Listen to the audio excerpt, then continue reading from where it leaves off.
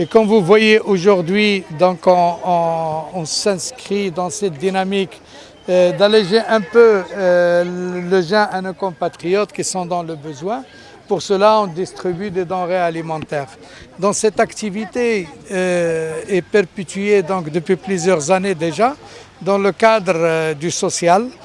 Et nous avons donc actuellement un projet générateur de revenus pour ces dames qui consiste à avoir donc un traiteur solidaire et qui est financé particulièrement par le ministère chargé de la communauté marocaine à l'étranger et de l'immigration.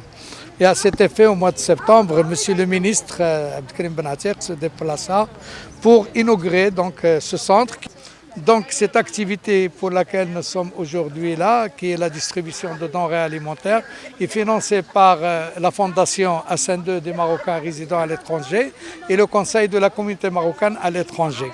Donc aujourd'hui, vous assistez à une partie donc, de distribution qui se fait sur place à Dakar, mais nous avons d'autres compatriotes qui se trouvent notamment à Thiès et à Saint-Louis.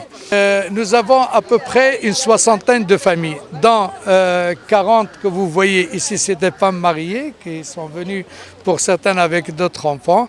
Une dizaine de familles qui sont à Thiès et à Saint-Louis et une dizaine de familles de Sénégalais qui sont nos amis depuis plusieurs années et qui bénéficient justement de cette opération.